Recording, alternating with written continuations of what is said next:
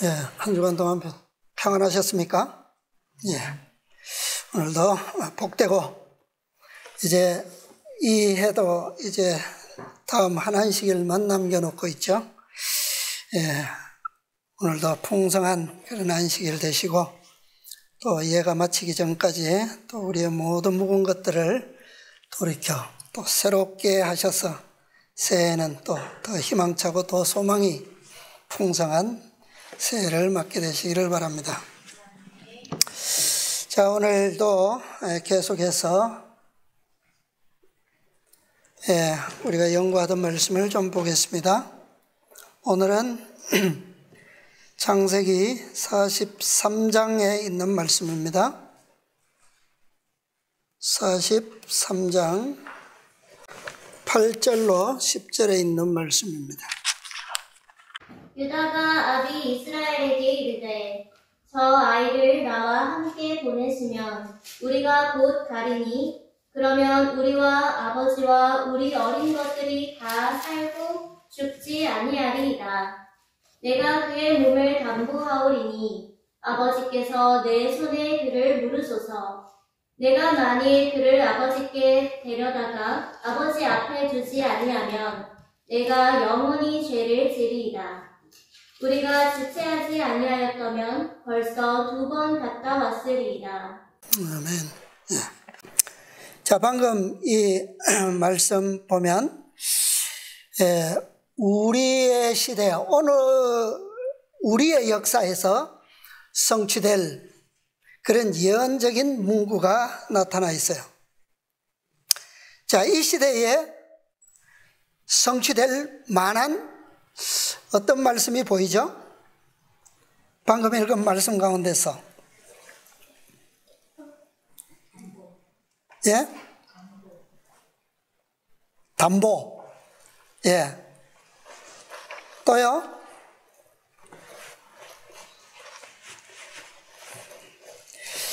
자, 물론 그 말씀은 이미 우리가 말세를 맞을 때부터 시작된 그리스도의 중보죠. 자, 예, 오늘 제가 말씀드리고자 하는 바로 말씀이 그 말씀입니다. 우리가 지체하지 아니하였다면 벌써 2번 갔다 왔으리이다. 누가 한 말입니까? 8절에 보니까 이 말을 누가 했어요? 유다가 했죠. 유다가. 지금 여기서 하는 유다의 증언은 완전한 증언은 아니에요.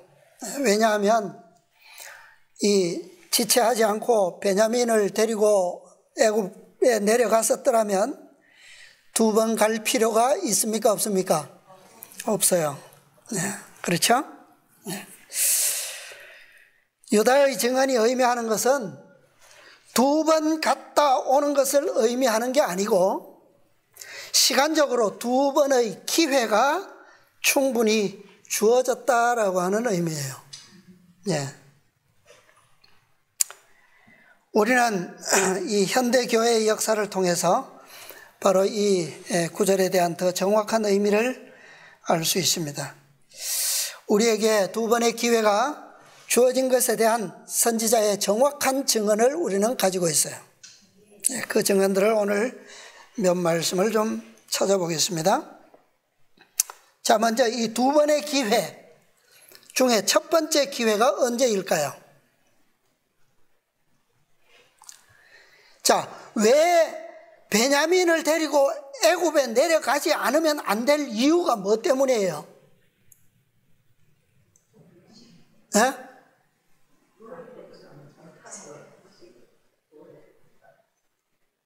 아니, 그것은 지금 하나의 과정 중에 일어났던 갑작스런 일이었고, 자, 지금 그 일과도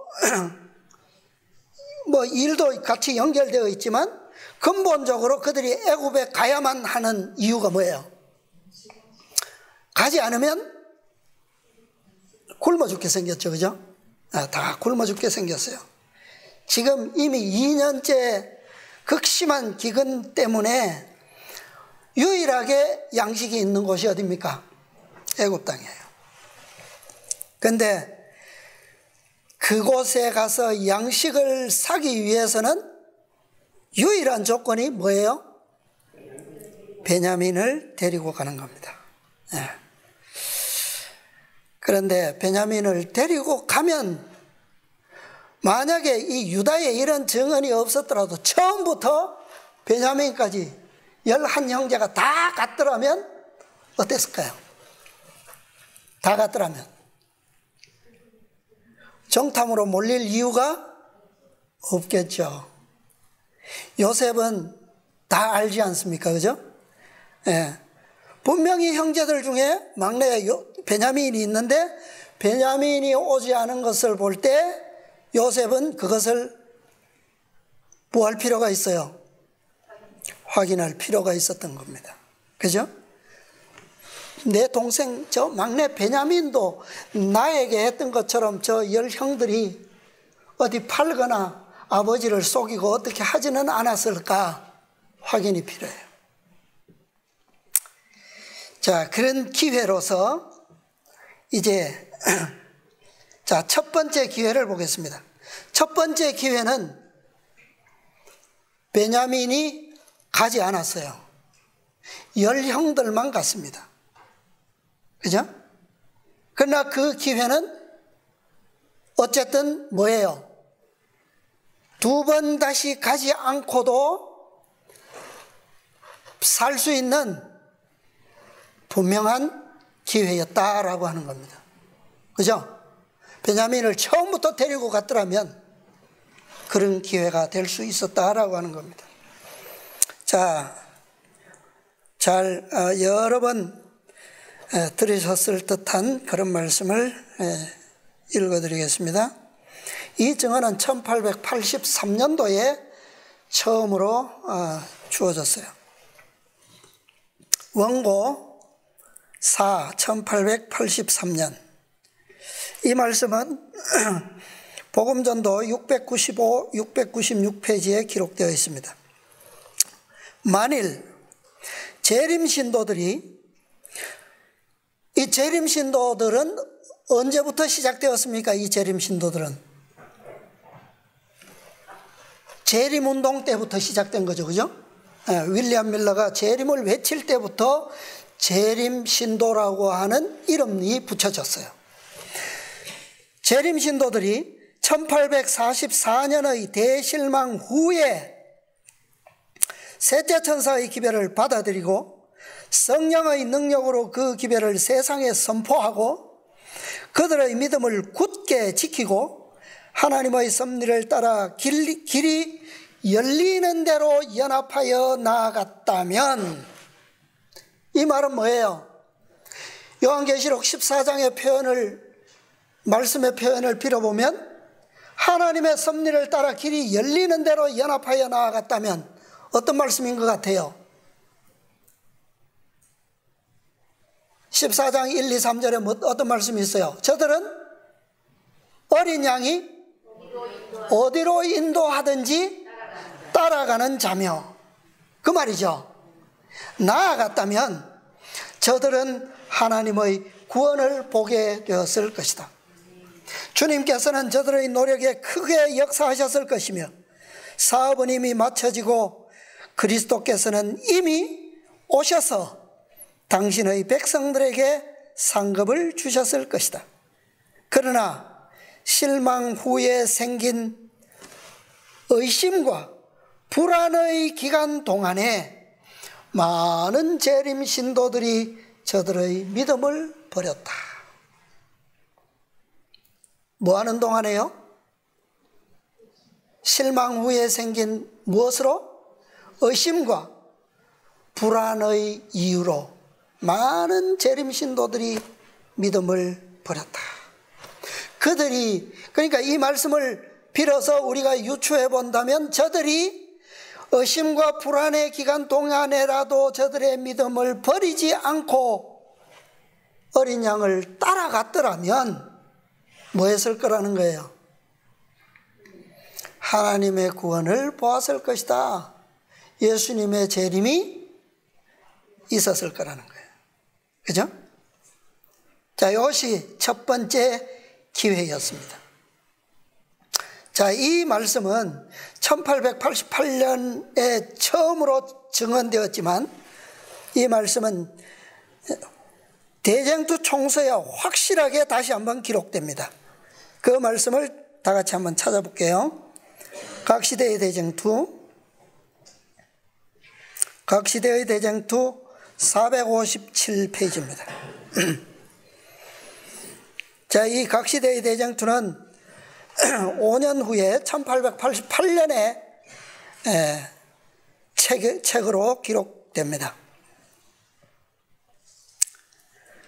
자, 457페이지에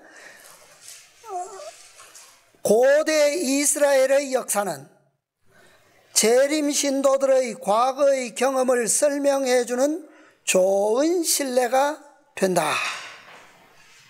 하나님께서는 이스라엘 백성들을 애굽에서 인도하여 내신 것처럼 재림 운동에 있어서도 당신의 백성들을 인도하셨다.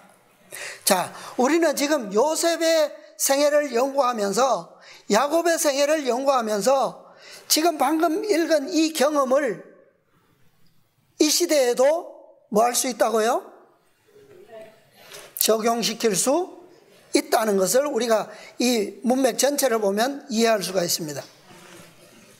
큰 실망 가운데서 그들의 믿음은 옛날 홍해에서 히브리 사람들처럼 시험을 당하였다. 과거의 경험에 그들과 함께 하셨던 하나님의 인도하시는 손을 신뢰했었더라면 그들은 정녕 하나님의 무엇을? 구원을, 다시 말하면 재림을 보게 되었을 것이다. 1844년의 운동에 일치 합력하여 활동했던 사람들이 셋째 천사의 기별을 받아들이고 아까 읽었던 말씀이죠. 성령의 능력으로 그 기별을 전파하였을 것 같으면 이게 어떤 능력이에요? 늦은 비죠. 셋째 천사의 기별을 받아들이고 그 다음에 늦은 비를 경험하고 그 능력으로 기별을 전파하였을 것 같으면 그 말이에요. 하나님께서는 그들의 노력을 통하여 크게 역사하셨을 것이다. 빛이 흘러나와서 온 세계를 환하게 비쳤을 것이다. 이건 어느 말씀입니까? 계시록 18장 1절.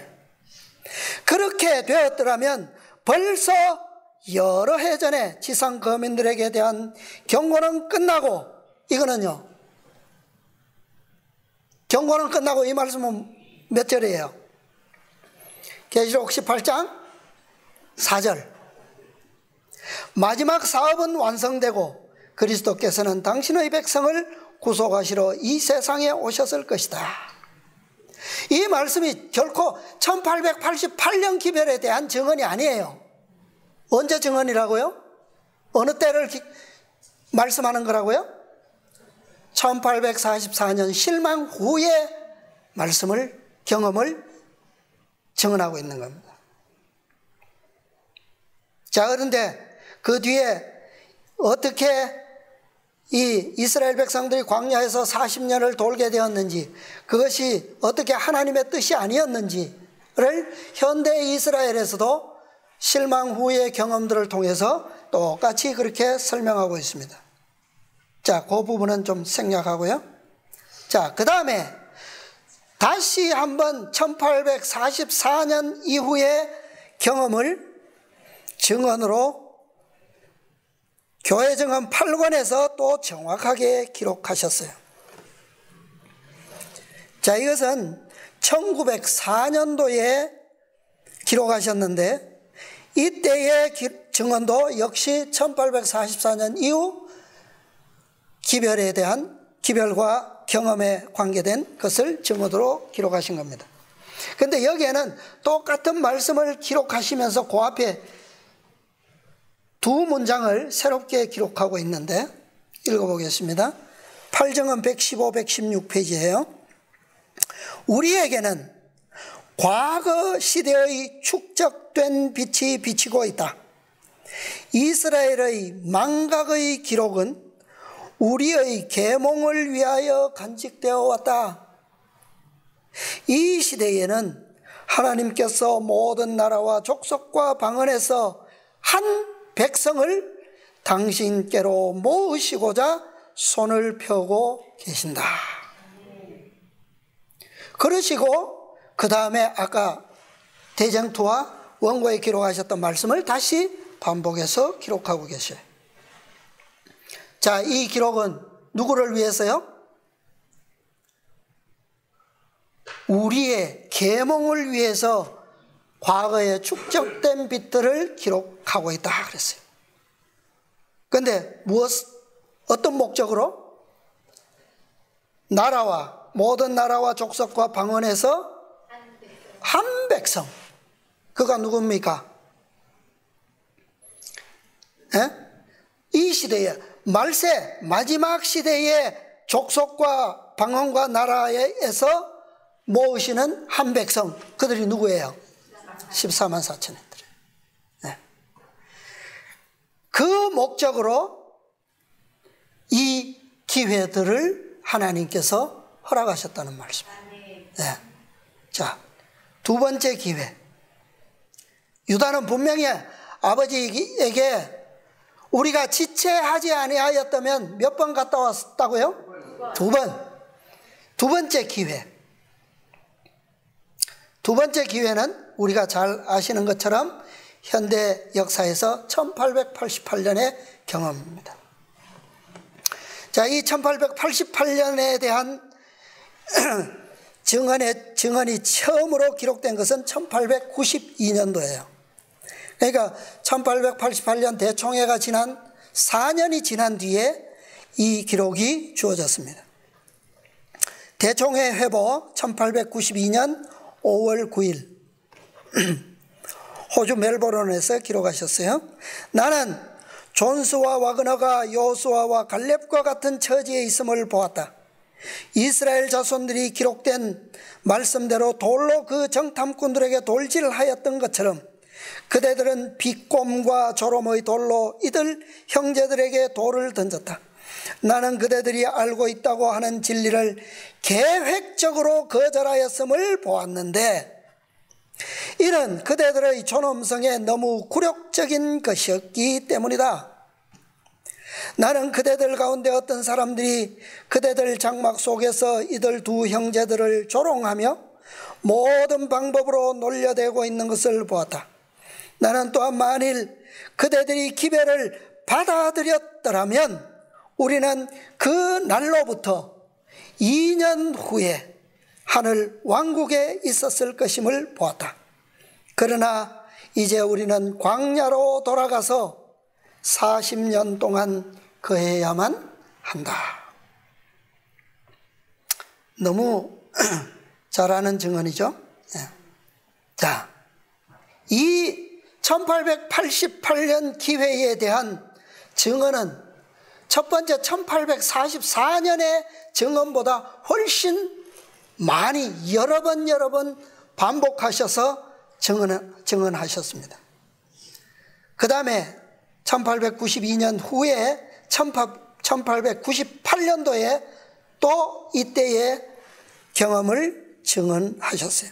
만일 하나님의 백성들이 세상의 자비의 기별을 전하는 일에 그분의 목적을 수행하였더라면 그리스도께서는 이 지상에 오셨을 것이며 성도들은 곧 뒤이어서 하나님의 도성으로 영접되었을 것이다. 이것도 호주연합회 총회 기록인데 가래뽑은 기별 1권 82페이지에 기록되어 있습니다. 자, 세 번째 증언은 같은 해 1898년 시대의 소망에 기록되어 있어요. 이것도 대쟁투 총서에 기록된 말씀입니다. 633페이지. 633, 634 걸쳐 있는 그 쯤에 보면 이 문단 중간이라서 베드로후서 3장 12절 인용된 부분 찾으시면 됩니다. 그 위에 온 세상에 복음을 전함으로 우리 주의 강림을 촉진시킬 능력이 우리에게 있다. 우리는 하나님의 오시는 날을 바라볼 뿐만 아니라 그날을 재촉해야 한다. 베드로후서 3장 12절 상단 참조. 만일 그리스도의 교회가 주께서 명하신 바와 같이 맡겨진 사업을 뭐했다면? 이루었다면 온 세계는 벌써 경고를 받았을 것이며 우리 주 예수께서는 능력과 큰 영광으로 이 세상에 오셨을 것이다. 이 말씀은 1844년 기회가 아니고 언제라고요? 1888년을 가리키면서 증언하신 말씀입니다. 자, 그 다음에 같은 증언이 1900년 교회 증언 6권에 기록되어 있고요. 그 다음에 그 이듬해 1901년 대총회 회보에 다시 기록되어 있습니다. 이것은 복음전도 694페이지에 또 기록되어 있습니다. 이토록 많은 증언들이 첫 번째 기회와 두 번째 기회를 가리키면서 증언을 기록하셨어요. 자, 출애굽 때에도 이스라엘 백성들이 애굽을 나와서 광야를 돌면서 가나안을 향해 실제로 가던 때에도 두 번의 기회가, 직항로로 가나안을 들어갈 수 있었던 두 번의 기회가 주어졌어요. 기억하시죠? 자, 첫 번째 기회는 우리가 모두 잘 알고 있습니다. 언제입니까? 언제예요? 어디서죠? 너무너무 잘 아시는데 왜 대답이 없으세요? 아주 자다가도 물으면 나올 만한 대답이 아니에요? 자, 시내산에서 오순절 날에 십계명을 받았어요. 그리고 성막을 1년 동안 완성했습니다. 그리고 성막이 완성되었을 때 두 번의 유월절을 지켰어요. 그리고 출발합니다. 제2년이죠. 제2년. 그리고 출발해서 어디에 도착합니까? 가데스에 도착해요. 요 가데스에 도착할 때가 언제쯤이냐 하면 두 번째 오순절 직후였어요. 이때가 바로 우리가 잘 아는 이스라엘이 가나안에 바로 광야를 돌지 않고 바로 들어갈 수 있었던 첫 번째 기회가 주어졌던 곳입니다. 자, 이 가데스는 우리 1888년 증언, 지금 제가 여러 증언을 읽어드린 것처럼 그때를 상징하면서 증언을 기록하셨기 때문에 별도로 설명하지 않아도 잘 이해하실 것입니다. 자, 이것이 첫 번째 기회였어요. 자, 그러면 두 번째 기회는 언제였을까요? 자, 요거는 좀 생각이 좀 필요할 텐데 혹시 기억하시나요? 이것도 우리가 배우지 않은 역사가 아니에요. 여러 번 언급되었던, 연구했던 부분입니다. 두 번째 기회는 어디였을까요? 이게 장소가 같기 때문에 여러분들 기억을 못 하실 수 있습니다. 두 번째 기회도 역시 38년이 지났을 때 도착했던 가데스예요. 이 두 번째로 가데스에 도착했을 때에 두 번째로 바로 들어갈 수 있는 기회가 주어졌었어요. 자, 이 부분은 말씀이 있으니까 다 같이 한번 읽어보겠습니다. 부조화 선지자 413페이지.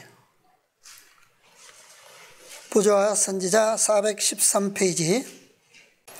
히브리 대군이 가데스에 도착하기 직전에 이 가데스에 도착하기 직전은 광야를 38년 돌아서 두 번째 왔던 가데스입니다. 예.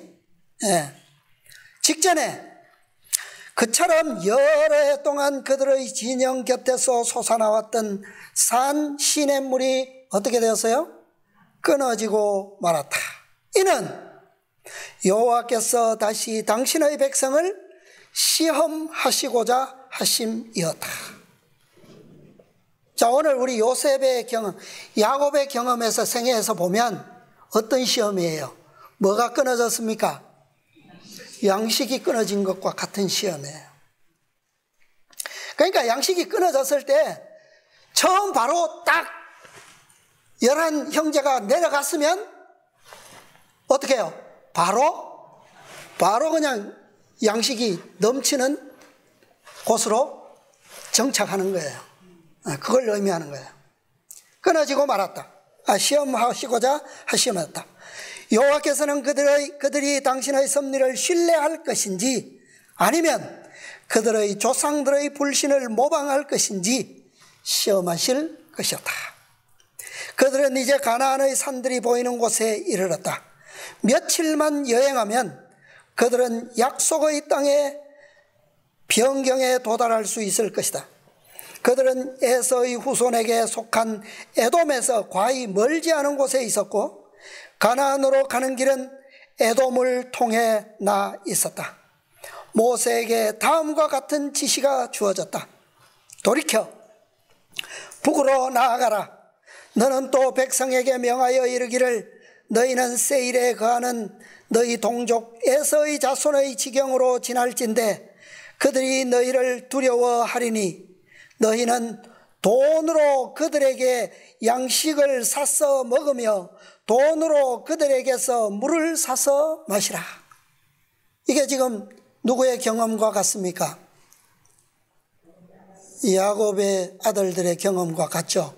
돈으로 가서 뭐 하라고요? 양식을 사서 먹어야 돼요. 이 명령은 왜 그들에게 물의 공급이 끊어졌는지를 설명하기에 충분하였다. 그들은 가나안 땅으로 가는 직통로인 물이 풍족하고 비옥한 나라를 통과하려고 하였다.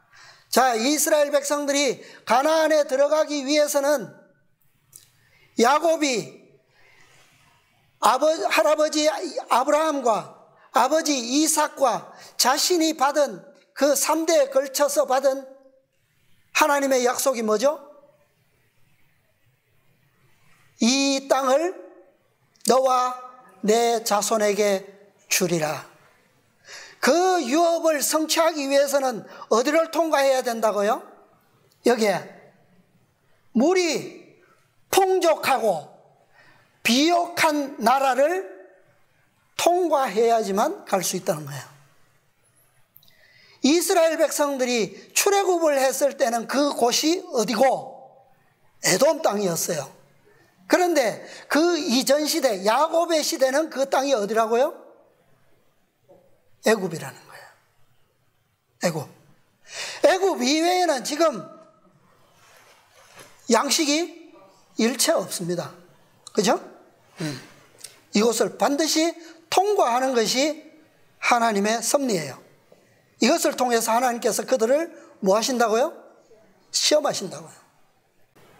하나님께서는 그들이 방해를 받지 않고 에돔을 통과할 수 있으며 또한 대군의 수요에 충족한 음식과 물을 살 수 있는 기회를 약속하셨다. 그런 거로 기적적으로 물이 솟아나는 일이 중지된 것은 광야의 유랑 생활이 끝났다는 징조로서 기뻐해야만 하였다.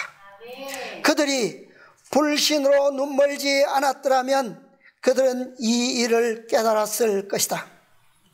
아까 뭐라고 그랬어요? 아까 첫 번째 기회 때에 1844년 때에 그들이 실망 후에 무엇으로 하고 있는 동안?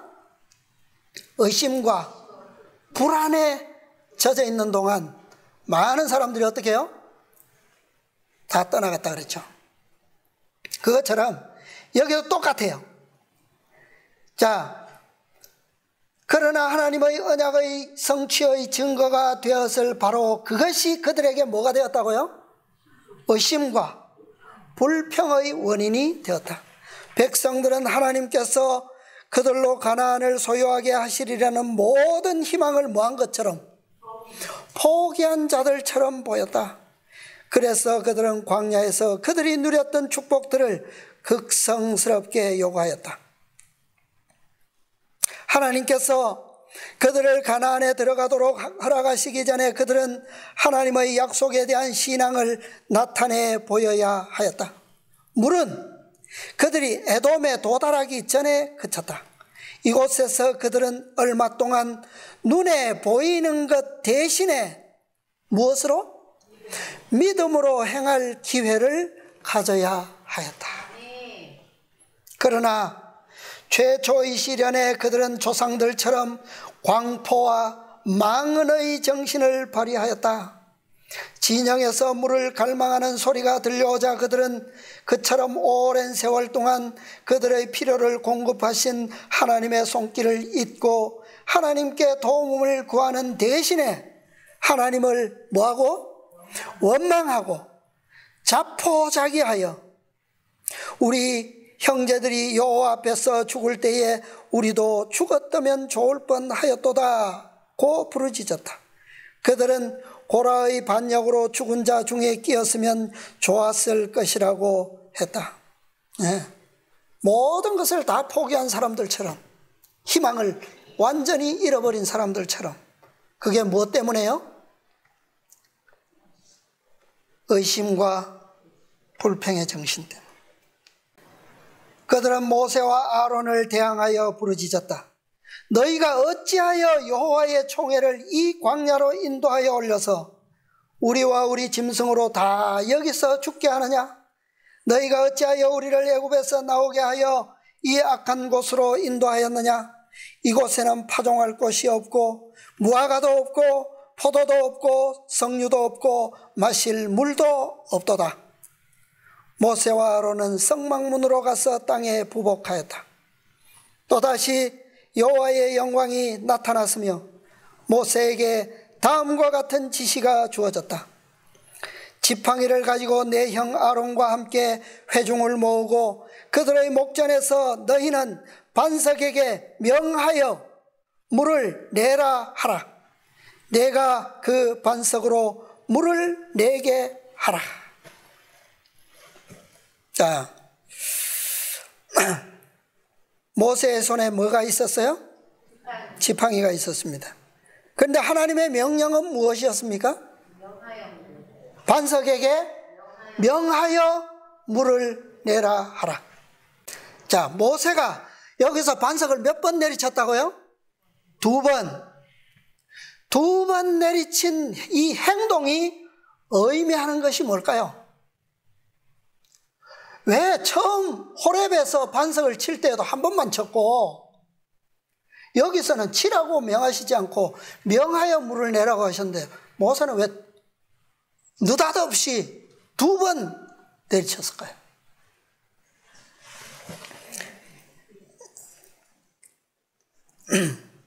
이것은 바로 가나안에 들어갈 수 있었던 최적의 2번의 기회, 최적의 2번의 기회, 가장 가나안과 가까운 최적의 장소 가데스에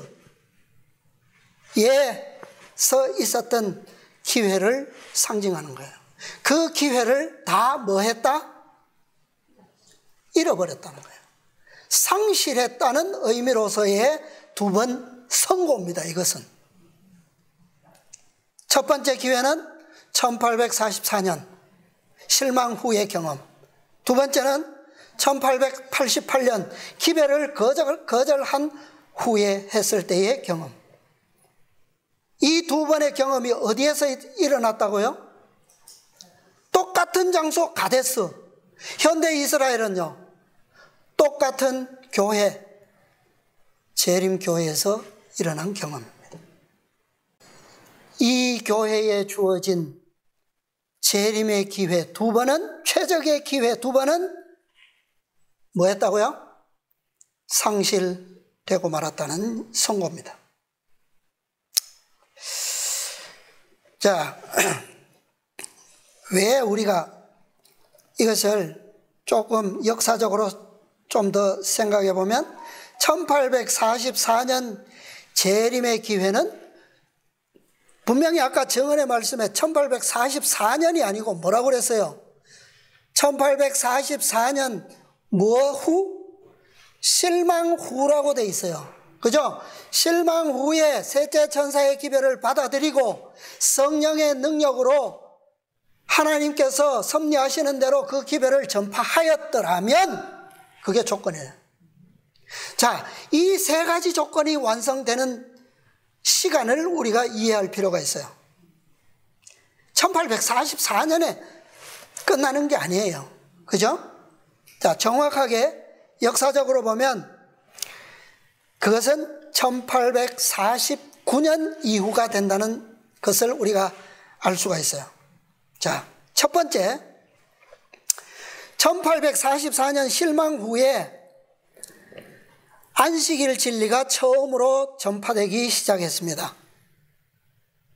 그 전파는 1844년 이전에도 안식일을, 제7일 안식일을 준수하는 무리가 있었어요. 그러나 이 재림 실망 후에 이 무리들에게 전파되기 시작한 것은 1844년 실망 후부터 전파되었다는 거예요. 자, 그 다음에 그리고 전파되기 시작했고 엘렌 G 화이트는 1846년도에 결혼을 했는데 이 화이트 부부는 1846년 가을에 안식일을 받아들이고 준수하기 시작했어요. 조셉 베이츠의 기별에 의해서 받아들였어요. 그럼 조셉 베이츠는 자기도 시초가 아니죠. 그 이전에 그 오크스라고 하는 그 여신도가 있었죠. 그녀를 통해서 또 진리를 받았습니다. 그 다음에 조셉 베이츠는 그것을 소책자로 전도지를 만들어서 뿌렸고 화이트 부부는 그 전도지를 보고 안식일을 확신하고 준수하기 시작했어요. 그 다음에 그 이듬해 두 번째입니다. 1847년 4월 3일 안식일 계명에 대한 첫 계시가 화이트 선지자에게 주어졌어요. 이때 지성소의 계시가 주어졌고 그때 지성소에서 넷째 계명이 다른 9계명보다 더 환하게 비치는 것을 보게 됐어요. 이것이 1847년입니다. 그 다음에 세 번째 시기는 1849년 1월 5일 안식일입니다. 1849년 1월 5일 안식일에 계시가 주어졌는데 안식일 시작 시간이었어요. 계시를 보게 되는데 이 계시는 어떤 내용이냐면 14만 4천인을 인치는 그리스도의 중보에 관한 계시가 주어졌어요. 자, 이렇게 해서 셋째 천사의 기별이 완전하게 공개된 겁니다. 그래서 실망 후에 1844년 실망 후로부터 1846년, 47년, 49년 이 세 차례에 걸쳐서 셋째 천사의 기별은 확실하게 확고한 기별로서 전파되기 시작했고 그로 말미암아 교회가 이제 무리를 다시 새롭게 형성하면서 교회라고 하는 조직의 단계로 발전하게 됩니다. 그래서 셋째 천사의 기별의 최종 확증이 언제냐? 그것이 바로 1849년이라는 거예요. 이렇게 확정되어야지만 뭐가요? 셋째 천사의 기별이 이 안식일이 인치는 기별로서 백성들이 받아들이든지 아니면 거절하든지 뭐 시험이 돼도 될 거 아니에요. 그죠? 기별이 확정이 없는데 뭐 1844년에 지성소의 문이 열리고 셋째 천사의 기별이 시작이라고 해서 그때부터 바로 됩니까? 개인적으로 그 빛이 받은 사람은 시험이 돼요. 분명히 깨달았기 때문에. 그러나 공중적으로 셋째 천사의 기별이 확정된 것은 바로 1849년을 기점으로 한다라고 하는 것을 우리가 이해할 필요가 있어요. 그래서 아까 다시 그 문당을 읽어보면, 만일 재림 신도들이 1844년의 대실망 후에 첫째, 셋째 천사의 기별을 받아들이고, 둘째, 성령의 능력으로 그 기별을 세상에 선포하고 그들의 믿음을 굳게 지키고, 마지막으로 하나님의 섭리의 길을 따라 길이 열리는 대로 연합하여 나아갔다면, 처음부터 끝까지 다 중요해요. 마지막 조건이 뭐예요? 연합하여 나아가야 되는 겁니다. 네. 그래서 이때는 바로 1849년 이후가 되는 것입니다. 14만 4천인으로서 최초로 언급된 때가 언제냐 하면 1850년입니다. 그때에 누가 언급되었느냐 하면 헤스팅스 부인이 사별에 대한 편지에서 최초로 14만 4천인으로서의 언급돼요. 네. 이것이 바로 가래뽑은 기별 2권 263페이지에 기록되어 있는데 1850년도 증언인 편지입니다. 그러니까 1849년 기별이 확정된 이후에 14만 4천인에 대한 언급이 개인적으로 언급되었다는 거예요. 네. 이것이 바로 이때로부터 그리고 39년이 지난 후에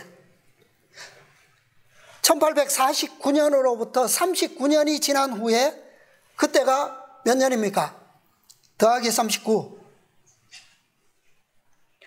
1888년 미네아폴리스 대총회에서 두 번째 기회가 주어진 거예요. 그러니까 이스라엘 광야의 경험을, 출애굽 경험을 봐도 첫 번째 가데스에서 40년 선고를 받고 몇 년을 돌아요? 38년을 돌고 두 번째 가데스에 왔을 때가 출애굽 제40년 봄이에요. 그러니까 이 현대 이스라엘의 경험과 기회와 어떻습니까? 유사히 일치하죠. 그죠? 네. 두 번째 기회가 딱 주어진 거예요. 지금 우리가 보고 있는 창세기, 야곱에게 주어졌던 이 두 번의 기회는 바로 그의 온 가족이 고센의 양식이 넘치는 풍족한 땅에 정착할 수 있는 직통로의 기회였다는 겁니다. 네. 그가 의심 없이 베냐민을 요셉 총리에게로 보냈더라면 그때로부터 바로 고센 땅에 뭐예요? 정착할 수 있었다는 얘기입니다. 네. 그래서 애굽의 고센 땅은 훗날 그의 후손들이 약속된 가나안에 들어갈 때에 가데스에서 직통로로 거쳐 들어갈 수 있는 그 에돔 땅과 같은 곳이에요.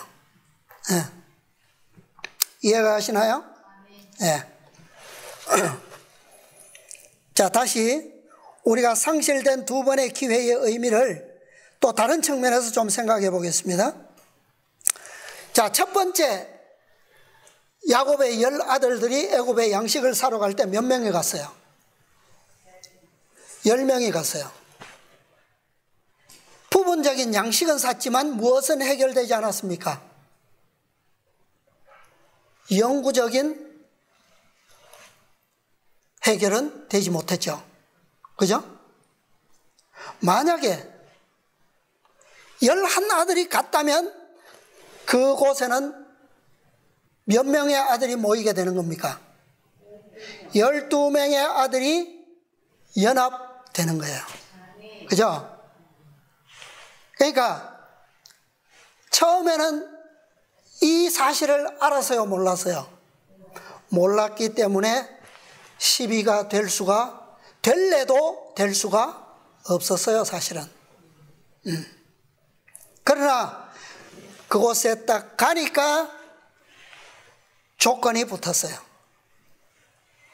그러니까 처음에는 12라고 하는 이 숫자가 그들에게 영구적 이 해결책이 되는 그런 시험에 대한 조건이 될지는 아무도 몰랐어요. 예. 이 갔을 때 그제서야 이 12이라고 하는 조건이 유일한 조건이라고 하는 사실을 알게 됩니다. 이것은 바로 앞으로 남은 기간 동안에 그들의 가족들이 전혀 뭐하지 아니하고 걱정 없이 다시는 양식 사러 갈 필요 없이 생명을 보장받을 수 있는 유일한 조건이었다. 무엇이? 어떤 숫자가? 12, 12라고 하는 숫자가. 이 숫자는 야곱의 족속 외에는 다른 어떤 족속도 무관합니다. 해당사항 없어요. 오직 누구에게만? 야곱 족속에만 이 조건은 필수적이에요. 자, 무슨 의미인지 이해하시죠? 12가 가장 빠른 방법은 지금 이 상황에서 어떤 방법일까요? 11가 오는 것보다 요셉 한 사람이 가나안으로 가면 제일 빠르겠죠. 그런데 요셉이 애굽을 떠나서 가면 됩니까? 안 됩니까? 왜 안 돼요? 요셉이 애굽을 떠나면 모든 사람이 다 어떻게 돼요? 굶어 죽게 됩니다. 그렇죠? 모든 권한을 누가 가지고 있어요? 요셉이 가지고 있어요. 그러나 반대로 모든 사람이 살 수 있음과 동시에 12를 구성할 수 있는 유일한 방법은 뭐예요? 어떤 방법밖에 없어요? 가나안에서 10아들이 베냐민을 데리고 요셉에게로 오는 방법뿐이에요. 자, 창세기 43장 다시 봅시다. 43장 3절 읽어보세요. 유다가 아비에게 말하여 가로되 그 사람이 엄히 우리에게 경계하여 가로되 너희 아우가 너희와 함께하지 아니하면 너희가 내 얼굴을 보지 못하리라 하였으니. 네, 자 여기 뭐라고 말합니까? 어떻게 경계시켰다고요? 엄히 경계하여 가로되 누가? 너희 아우 이 히브리어 원어가 아흐입니다. 아흐 형제. 그러니까 여기는 아우라고 했지만 막내를 의미하지만 형제를 얘기하는 거예요. 자, 형제가 너희와 함께 하지 아니하면 뭐하지 못하리라. 그것은 무슨 말입니까? 양식을 얻지 못한다는 말이죠. 그죠? 1844년 당시에는 바로 14만 4천인을 인치는 계시가 바로 이 조건과 같은 것이었다라고 하는 말입니다. 그죠? 1846년, 1847년, 1849년 셋째 천사의 기별의 완성은 결과가 뭐예요? 그 셋째 천사의 기별의 결과물이 뭡니까? 14만 4천인을 완성하는 거예요. 그죠? 그것이 이루어져야지만 뭐가 된다고요? 양식 걱정을 안 해도 된다고요. 그것은 무슨 의미입니까? 이제는 더 이상 기근 때문에 걱정할 필요가 없어. 사업은 끝났어. 그 말이에요. 그죠? 자, 두 번째 기회. 두 번째 기회는 언제냐? 아까 현대 이스라엘은 1888년인데 야곱에게는 두 번째 기회가 언제였을까요? 두 번째 기회에는 갔어요, 안 갔어요? 안 갔죠? 2번 갔다 왔으리이다 말만 했지 가지를 안 했어요. 자, 두 번째 기회는 언제일까요? 지난 시간에 우리가 보았죠. 자, 첫 번째로 양식을 사온 후에 누가 베냐민의 목숨을 보증했습니까? 르우벤이, 큰아들 르우벤이 자기의 두 아들의 목숨을 걸고 보증했어요. 그죠? 그런데 이 보증에 시비가 이루어질 수 있었습니까? 없었습니까? 없었어요. 왜? 르우벤이 변화되기는 되었어요. 그런데 변화되기는 되었는데 뭐가 있었다고요? 아버지의 신뢰를 온전히 얻기에는 여전히 부족함이 있었다는 말이에요. 그래서 너희가 저울에 달아보니 부족함이 보였다. 누가? 라오디게아 교회가. 그게 두 번째 기회입니다. 자, 이제는 오늘 읽었던 말씀 8절로부터 나오는 누구의 증언이 나옵니까? 보증이 나와요. 유다의 보증이 나오죠. 유다. 이제 이 세 번째로 마지막 보증입니다. 유다의 보증하에 베냐민과 함께 동행할 허락이 떨어졌어요. 베냐민과 함께 10형제들이 왔을 때 갇혀있던 시므온과 총리가 된 요셉과 함께 이제 뭐가 완성되었습니까? 12이라고 하는 숫자가 완성되었어요. 이 보증은 오늘날 예수 믿음을 지키는 남은 무리의 보증입니다. 네, 남은 무리의 보증이에요. 유다의 보증은 아버지가 뭐 할 만했습니까? 신뢰할 만했어요. 남은 무리에 대한 보증이. 그러면 이 남은 무리는, 유다는 누구를 상징한다고요? 유다 지파의 상징은 누굽니까? 유다 지파의 그 장자권의 권리는 무엇에 있습니까? 메시아 그리스도에게 달려있는 거예요. 그래서 유다의 보증은 남은 무리의 보증이지만 그 남은 무리의 보증은 무엇을 지키는 자들이라고요? 예수 믿음을 지키는 자들이다.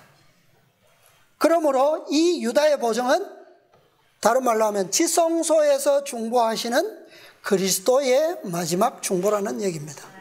네. 지금 예수님께서 하늘 지성소에서 이루고 계시는 그 중보는 마지막 누구를 위한 14만 4천인을 인치시기 위한 최후의 중보라는 말씀이에요. 네. 자, 초기문집 한 말씀 보겠습니다. 초기문집 279페이지. 나는 셋째 천사의 기별이 맞춰지는 때를 바라보게 되었다. 있죠? 자, 고문단 다음. 나는 천사들이 하늘에서 왔다 갔다 하는 것을 보았다. 한 천사가 무엇을 가지고? 잉크통을 가지고 지구에서 돌아와 예수님께 자기의 일이 끝났음을 보고하고 성도들의 무엇이? 수가 차서 무엇이? 인치는 사업이 어떻게 되었다고요? 마쳤음을 보고했다. 그러자 나는 십계명이 들어있는 법궤 앞에서 봉사하시던 예수께서 향로를 내던지시는 것을 보았다. 그는 그의 손을 치켜들고 다 이루었다 하고 큰 소리로 부르짖었다. 12라는 숫자가 맞춰지면 끝나는 거예요. 저 14만 4천인이 수가 차면 예수님의 중보는 끝나는 겁니다. 네. 자, 창세기 43장 13절로 15절 읽어보세요. 내 아우도 데리고 떠나 다시 그 사람에게로 가라. 전능하신 하나님께서 그 사람 앞에서 너희에게 은혜를 베푸사 그 사람으로 너희 다른 형제와 베냐민을 돌려보내게 하시기를 원하노라. 내가 자식을 잃게 되면 이르리로다. 그 사람들이 그 예물을 취하고 갑절 돈을 자기들의 손에 가지고 베냐민을 데리고 애굽에 내려가서 요셉의 앞에 서니라. 네, 극적인 장면이죠. 네, 12이 맞춰지는 완성되는 시점입니다.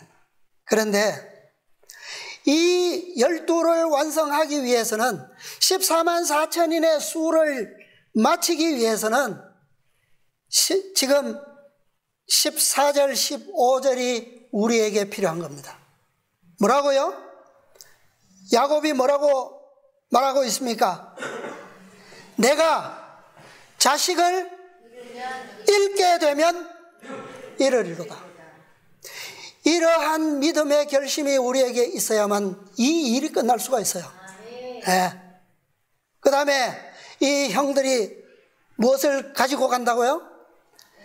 예물을 취하고 그 다음에 갑절 돈을 가져갑니다. 그 다음에 베냐민을 데리고 가는 것은 당연한 거죠. 이거 유일한 조건이었으니까. 그렇죠? 자, 야곱의 결정은 모두를 위한 희생적인 결단입니다. 남은 무리에게는 이러한 결단이 있어야 돼요. 우리는 모든 것을 버리고 포기할 결심이 되어야지만 이 사업을 마칠 수가 있습니다. 이것이 하나님의 계명과 예수 믿음을 지키는 그리스도의 중보에 동참하는 자들이에요. 남은 무리. 요셉을 잃으면, 베냐민을 잃으면 야곱 자신도 뭐예요? 이를 잃는 거예요. 그죠? 네. 알아요. 야곱은 결코 이기적인 생각으로 베냐민을 잃게 되면 이르리로다 한 게 아닙니다. 네. 자기만을 위한 게 아니었어요. 그의 결단에는 그의 가족에게 딸린 모든 사람의 목숨이 달려 있었어요. 14만 4천인들의 결단에는 우리 자신만을 위한 이기적 목적이 아니라 누구를 위한 것도 있어요. 셀 수 없는 허다한 무리의 구원도 달려있다 이 말입니다. 네. 모든 사람들의 목숨이 달려 있습니다. 야곱의 과거의 실패를 만회하는 데는 베냐민을 동행시키는 것은 물론이고 14만 4천인의 완성은 물론이고 추가로 무엇도 가져갔다고요? 예물도 가져갔어요. 그 다음에요, 갑절의 양식값도 가져갔어요. 이러한 희생과 헌신이 마지막 백성들에게 필요한 겁니다. 우리는 지금껏 받은 것 헤아릴 수 있습니까? 네. 우리가 들을 수 있는 모든 것을 다 드려도 사실은 충분하지 않아요. 네. 그런 정신, 그런 희생과 자신을 굴복시키는 그런 믿음으로 준비되어야 된다는 거예요. 야곱이 내린 이 희생적 결단에는 놀라운 보상이 따를 것입니다. 그러나 그의 희생 또한 상상할 수 없을 만큼 고통스러운 그런 경험이 될 것입니다. 자, 마지막 성경 한 말씀 보고 마치겠습니다. 계시록 7장. 요한계시록 7장. 이 마지막 백성들의 희생적 결단 속에는 놀라운 보상도 따르지만 이 땅에서 잠시 동안 상상할 수 없는 고통스러운 경험이 기다리고 있다는 말씀이에요. 자, 계시록 7장 13절로 17절까지 말씀입니다. 장로 중에 하나가 응답하여 내게 이르되 이 흰옷 입은 자들이 누구며 또 어디서 왔느뇨? 내가 가로되 내 주여 당신이 알리이다 하니 그가 나더러 이르되 이는 큰 환난에서 나오는 자들인데 어린 양의 피에 그 옷을 씻어 희게 하였느니라. 다 같이 읽겠습니다. 15절부터. 그러므로 그들이 하나님의 보좌 앞에 있고 또 그의 성전에서 밤낮 하나님을 섬김에 보좌에 앉으시니가 그들 위에 장막을 치시리니 저희가 다시 줄이지도 아니하며 목마르지도 아니하고 해나 아무 뜨거운 기운에 상하지 아니할지니 이는 보좌 가운데 계신 어린 양이 저희의 목자가 되사 생명수 샘으로 인도하시고 하나님께서 저희 눈에서 모든 눈물을 씻어주실 것임이러라. 아멘. 이들이 어디에서 나온다고요? 무엇을 겪어야만 한다고요? 큰 환난을 겪어야 합니다. 어떻게 될 때까지? 그 옷이 휘어질 때까지. 그러나 잠깐 당하는 그 환난에 못지않은 뭐가 있다고요? 저희가 다시는 뭐하지 않고 다시는 양식 사러 오고 갈 일이 없습니다. 그죠? 어디에 있습니까? 그들은 하나님의 보좌 앞에 있습니다. 요셉의 총리가 지정한 애굽에서 가장 풍족하고 아름다운 땅, 고센의 땅에 있어요. 그들은 다시는 줄이지도 아니하고 목마르지도 아니하고, 그죠? 얼마나 그들의 보상은 놀랍죠? 자, 이제 우리는 실제로 이러한 경험과 또 이러한 장면들이 우리 코앞에 다가와 있음을 지금 알고 있어요. 자, 우리는 결코 잊지 말아야 합니다. 이 모든 보상들이 우리가 너무나도 놀라운 그런 것들이 기다리고 있지만, 그러나 우리가 잠시 동안 이 땅에서 우리가 어떤 사람으로 그리스도와 함께 그분의 중보에 동참해야 하는지, 우리에게 주어진 거룩한 사명이 무엇인지를 결코 잊어서는 안 될 것입니다. 우리에게 모든 사람의 무엇이 달려있다고요? 구원이 영원한 운명이 걸려 있습니다. 모두 함께 이 거룩한 사명에 동참하셔서 이제 눈앞에 있는 영광스러운 재림의 그 아침에 우리 모두 함께 참여하게 되시기를 바라면서 오늘 말씀을 드리겠습니다.